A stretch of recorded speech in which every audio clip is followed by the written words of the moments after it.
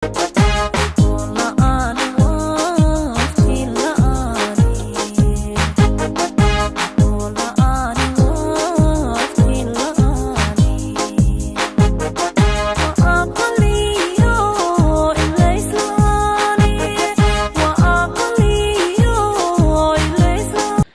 الله الرحمن الرحيم.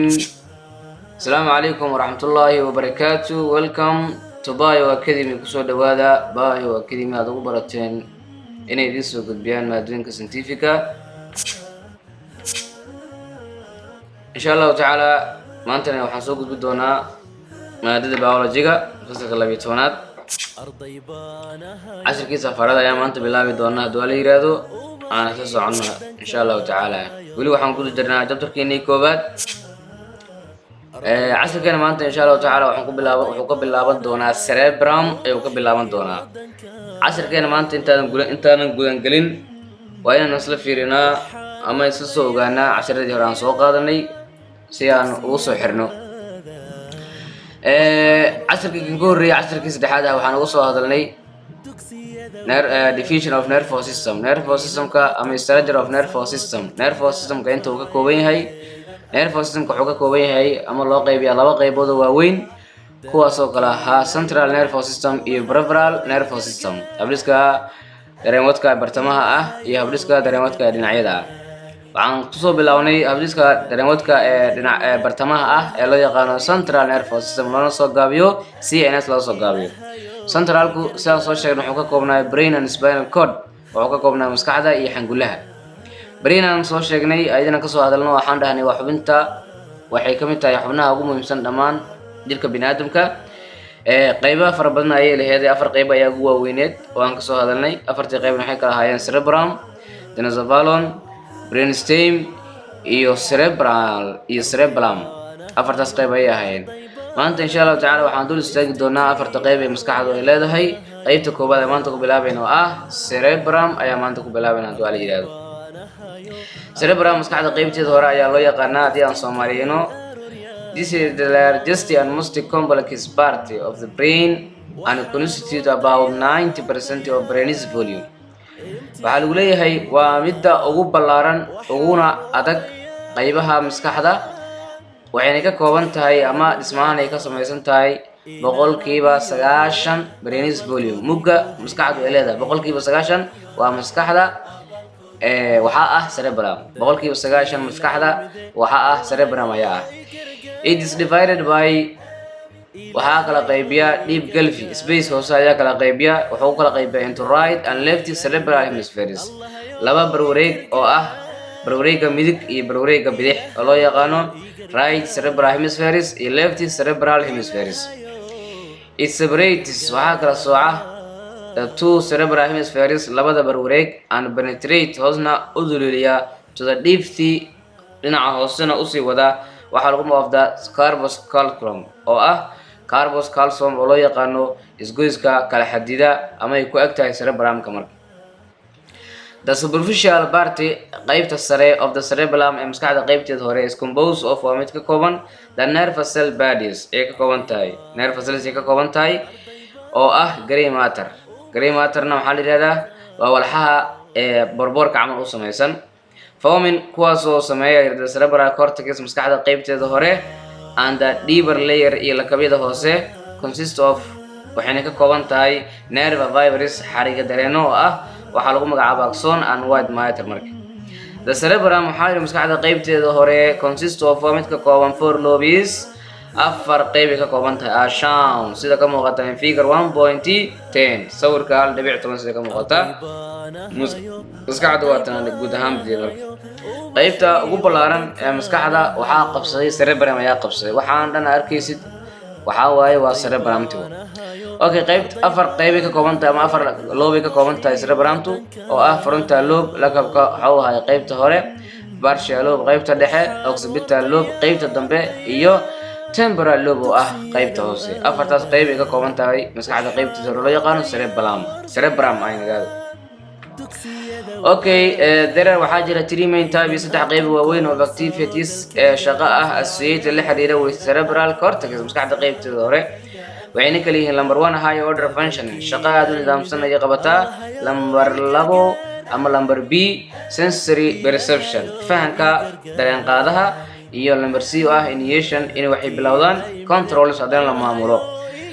okay aan mid u sheegno markii high order function shaqo aad u habaysan ayay qabataa maskaxda qaybteeda hore oo ay kamid tahay shaqada aad ku habaysan the mental activity howlaha maskaxda ay qabato involved kuwaas oo lug ku leh in the memory xasuusta sense dareenka the sense of responsibility hayay mas'uuliyadda dareenka think fikirka reasoning sabaynta moral decision making moral decision ma go'aan qaadashada aan learning iyo barashada intaas waxaa maamula maskaxda qaybteeda hore. okay waxaa kale qabataa maskaxda qaybteeda hore sensory perception fahanka fariin qaadaha include ay kamid tahay the perception fahanka of the pain xanuunka inuu fahmo temperature heerkulka inuu fahmo touch taabashada sight aragga inuu fahmo hearing maqalka taste and smell dhadhanka iyo urintana inuu dareemo inuu fahmo dana gudbiyo maskaxda gudbiyo. number C shaqada kale qabato waxaa weeye initiation and control inay bilowdaan lana control lana maamula. the initiate way bilaabaan control ina maamulaan skeletal muscles furqaha qolfofeedka contraction aruurkooda ayay maamulaan and therefore sidaa darteed voluntary movement waana dhaqdhaqaaq la maamuli karo shaqadaas ayay qabataa ama isticmaal shaqo ayaa ugu weyn cerebrum-ta shaqada qabat marka. okay waan ka baxnay cerebrum waxaan galina qaybta labaad ee maskaxda oo loo yaqaano densophalo. okay this waxaa la yiri tani connectors waxay ku xiran tahay cerebrum-ta ayay ku xiran tahay and mid brain maskaxda dhexe ayay ku xiran tahay. this oo ah waxaa lagu magacaabo densophalo consists of waxay ka kooban tahay thalamus and hypothalamus ay ka kooban tahay. haddaba thalamus maxaa la yiraahdaa? thalamus waxaa yidhi waa mid consist of ka kooban 2 masses laba culays oo grey matter and white matter ay ka kooban tahay. situated thalamus waxay ku taalaa within cerebral hemispheres waxay ku taalaa barwareegyada ayay ku taalaa just below waa mid ka hooseysa corpus callosum ayayna ka hooseysa marka. sensory receptor fariin qaadaha sensory receptor qabtaha fariin qaadaha in the skin maqaar ku jira anfasera iyo wargujinta ku jira send uu diraya information warbixin ayuu diraya about ku saabsan waxa lagu magacaabo touch taabashada pain waxaa yiraahdaa xanuunka and temperature heerkulka and boot waana gelinaya from kana soo qaadaya special sense organs xubno dareen khaasa travel iskaas oo ku sabra waxa lagu magacaabo to the thalamus ayuu ku sabra where there halkaas oo is recognition lagu xaqiijinayo marka. it is thought to be involved it is thought waxaa yiraahdaa waxay aaminsan tahay to be involved ama la aaminsan yahay to be involved inay la kuleedahay in the process nidaaminta of some emotions waxaa yiraahdaa dareenada qaarkood emotionka qaarkii and complex reflexes iyo falnoqodka aad ku adag inay maamushana waa la aaminsan yahay thalamuska marka. war cadaade okay densophalo na socoto waxaa la yiri disconnect waa mid ku xiran waxaa lagu magacaabo waan ku soo celinaa casharkeeni. okay hypothalamus aan galina marka hypothalamus waxaa la yiri waa small waa mid yar but laakiin important aad ay important strategy waa qaab dhismeed aad muhiim ah way yartahay hypothalamuska laakiin waa qaab dhismeed aad iyo aad muhiim u ah. it's situated below waxay ku taalaa below hoosta and in front iyo horta all the thalamus ayay ku taalaa immediately above waxay ka sareysaa si degdeg ah pituitary gland anjar maskaxeed pituitary gland and controls waana mid maamusha the output of hormones from pituitary glands hormones oo ka imaanaya ama soo deynayo waxa lagu magacaabo pituitary glandina hypothalamuska ayaa maamusha insha Allah taala. pituitary glands iyo waxa uu yahay qaybaha uu leeyahay hormoneska soo deeyo chapterka labaad ayaan ku arki doonaa insha Allah taala ku faahfaahin doonaa. okay other functions shaqooyin kale oo hypothalamus ay qabato include waxa kamid ah controls waa mid maamusha autonomic nervous system habdhiska dareemadka aan la maamuli karin sida waxay yiraahdaa appetite oo baahida ah satiety caajiska ah thirst oo waxay yiraahdaa onka ah water balance dheelitirnaanta biyaha water balance dheelitirnaanta biyaha body temperature heerkulka jirka emotional reaction falgalada dareenka ku yimaada ama ka dhasha example ay kamid yihiin balaasha farxadda fiya cabsida ring oo ah waxa lagu magacaabo xanaaqa sexual behavior dabeecadda waxa lagu magacaabo sexualka and child rearing iyo korinta ama xanaaneynta ama ka taxadirka cunuga ama waxa dhalaanka saa u taqaanid sleeping hurdada and walking cycle iyo qofkii waxa lagu magacaabo soo kaco hurdo soo kaco hurdo waxa loo magacaabaa walking cycle walking maahan. Okay, intaas way qabataa hypothalamus marka waxa waa shaqo aad u muhiim ah qabataa sida meesha ka muuqata hormones loo yaqaan pituitary gland uu soo deeyo ayada maamusha shaqooyin kale qabataan waxaa kamid ah waxay maamushaa habdhiska dareemadka aan maamuli karin sida waxa lagu magacaabo baahida caajiska oonka biyaha jirka dhiltirto body temperature-ka dareenka sida farxadda cabsida xanaanqa dabeecadda saksiga iyo waxa lagu magacaabo jildi rearing ka taxdirta waxa lagu magacaabo caruurta ama canuga sleeping oo hurdada iyo walking cycle qofkii inuu jiifto soo kaco waxaas dhan waxa maamusha hypothalamus ka maamusha marka. Okay, waan ka baxnay dinosaur waxaan galinaa qaybta saddexaad ee maskaxda loo yaqaan brainstem. The brainstem consists of maxay ka kooban tahay midbrain maskaxda dhexe bones and medulla oblongata ay ka kooban tahay. Haddaba midbrain aan ku bilaabaynaa is the area waa meesha of the brain situated between una dhaxaysa cerebrum above-na ka sareysa bones below above cerebrum ka sareysa aye cerebrum above cerebrum ayaa ka sareysa aan waxaa lagu yiri bones below waana kuwa ka hooseeya cerebrum ayay ka hooseysa marka which connected taas ku xiran the cerebrum with a lower part qaybaha hoose of the brain maskaxda marka with a spinal cord ayadoo la xiriirta spinal cord ama xangulaha id process waxay nidaamisaa marka bonuskan midbrain ka shaqeeyo maxaa waa marka id process waxay nidaamisaa visual aragtida auditory information warbixinta maqalka sida ay kamid yihiin waxa lagu magacaabaa moving of eye dhaqaajinta isha neck qorta head madaxa oo u dhaqaajinaysid tuwaad hore u dhaqaajinaysid source of sudden sounds iyo qaylada aadka waxa way degdeg u ah ama qaylada kidiska ah saa u taqaanid intaas waxa maamusha waxa lagu magacaabo midbrain ayaa maamusha marka.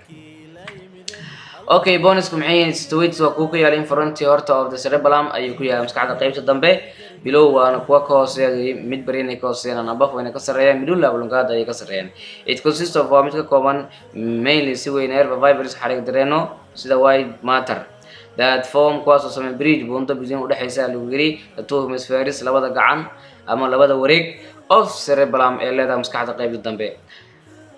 And of the fibers waxay passing between waana kuwa kusoo gudbinta u dhaxaysa the high level kusoo gudba high levels waxay radaa heerar aad u sareeya of the brain maskaxda ay leedahay and spinal cord iyo xangulaha marka medulla oblongata asiga muxuu yahay waxa la dhihi karaa simple medulla ayaa la dhihi karaa medulla waa nin magaciis waa ninka soo saaray qaybta maskaxda kamid ah ayaa lagu magacaabay medulla oblongata. What is the most anterior region waa qaybta ugu hooseeya of the brain stem maskaxda teedka maskaxda waa qaybta ugu hooseeya waxa lagu magacaabay medulla oblongata. Extending waa mid ka soo fidsan from waxa lagu magacaabay bones above bones ka sareeya ayayna ka soo farcantaa ama ay ka timaadaba. It's continuous waa mid joogtaysa with a spinal cord below waa midna oo ka bilowdo spinal cord-ka meesha la yiraahdo ama xangulaha meesha ka bilowdo waa. The fetal centers waxay leedahay xarumaha nolosha la xiriira.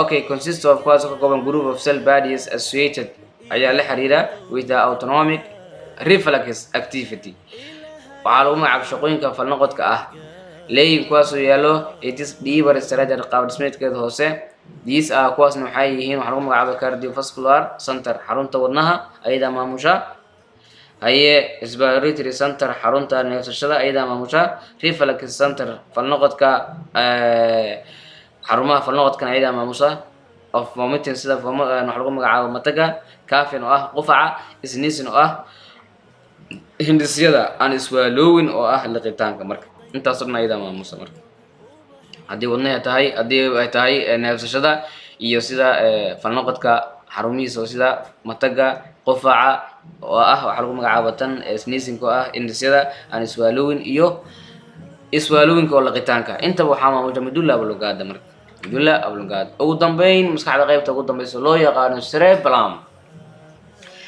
The cerebellum maskaxda qaybta dambe is situated waa mid ku taala behind gadaasha of the bones ayay ku taala and immediately below waana si degdeg ugu hooseysa the posterior portion qaybta dambe of the cerebrum ayay ka dambaysaa gadaasheeda ayay ku taala. Okay, see fiiri ayaa gudub sawirka 1.12 fiiri. Okay, sawirka arki doona insha Allah taala intaan akhrinayna. It is avoid waa mid ka fog in shape qaab ahaan waa mid ka fog ayay cerebrum ayay ka fogtahay and has two waxay leedahay labo hemispheres ayay leedahay laba barwareeg ayay leedahay. Gray matter forms uu sameeyaa the surface oogada of cerebellum maskaxda qaybta dambe ayuu sameeyaa and white matter waxaa lays waa mid yaala deeply hoos ayuu yaala marka. Okay, cerebellum maskaxda qaybta dambe controls waa mid maamusha coordinate hadana hagta the movement dhaqaaqa of various groups kooxaha kala duwan muscles murqaha ensuring waa mid xaqiijisa smooth waxay yiraahdaan sinaanshaha ama jircanaanshaha even price actions iyo ficilada inay noqdaan kuwa qiimo leh ficilo wanaagsan inay noqdaan. It coordinates waxay hagtaa activities howlaha associated with la xiriira the maintain joogtaynta of posture oo ah qaabka balance dheelitirnaanta and equilibrium iyo isleegta oo ah jirkuna isleekaado jirka qaabkiisa iyo isleekaado jir siman u ahaado socodka soconay si fiican u socotid marka intaas oo waxa maamulayso cerebellumta ayaa maamulaysa inuu qofka si fiican u socdo istuusiyo qaabkiisa oo noqdo qaab wanaagsan inta waxa maamusha waxa lagu magacaabo cerebellum. The cerebellum waxay controls waa mid maamusha and coordinate hagta the movement dhaqaaqa of various groups of muscles kooxo kala duwan oo murqaha iyada hagta shaqada qabtaan ensuring iyada xaqiijinayso smooth and even price waxa lagu magacaabo actions ficilada qiimaha inuu yeesho ama ficilo qiimeysan inay hagto. It coordinates waa mid maamusha activities howlaha associated with la xiriira the maintenance joogtaynta qaabka balance dheelitirnaanta and equilibrium iyo dheelitirnaanta jirka uu leeyahay labadaba ayada ayaa qaabayso waxa lagu magacaabo cerebellum marka.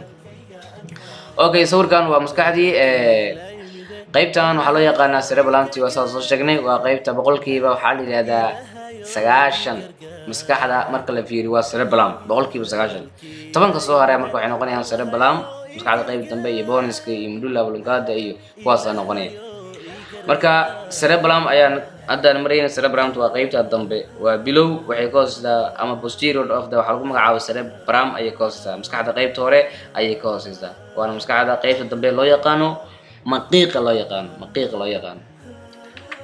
Okay, thank you. aad u mahadsantihiin wixii aan saxno waxay ka ahaadeen min Allahi wixii aan qaladana nafteena iyo shaydaan ay ka ahaadeen. Wassalaamu calaykum waraxmatullaahi wabarakaatuh.